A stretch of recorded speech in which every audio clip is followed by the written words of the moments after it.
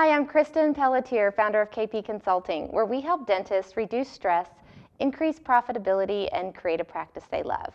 I was in an office recently, and they wanted to test the waters with having patients prepay before their procedure or before their appointment date.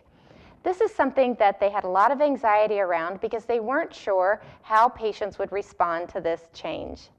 The first thing I recommend when an office wants to make this change is that they really spend some time examining their fears around making this change, because most of the time, if the patients aren't responding well to this change, it has more to do with how it's being presented or the underlying fears that the team member may have about this new change more than the policy itself. So I want to give you a few tips that will allow you to test the waters with this in your practice. The first thing that I recommend is that when you're presenting the full fee or the treatment fee for the next appointment, to say your next visit will be X number of dollars and you can take care of that today if you'd like. And just pause. You'll be surprised at how many patients just proceed to pay for their next treatment.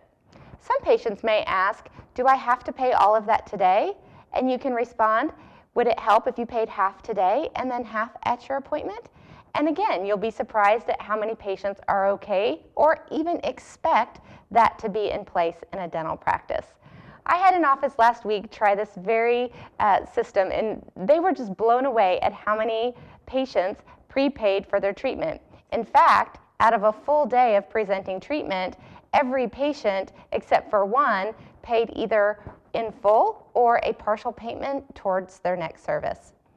This has so many benefits for a dental practice and actually for the patient as well.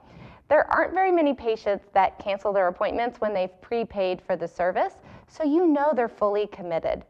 The other benefit is the patient doesn't have to stop at the front desk after their visit when they're numb.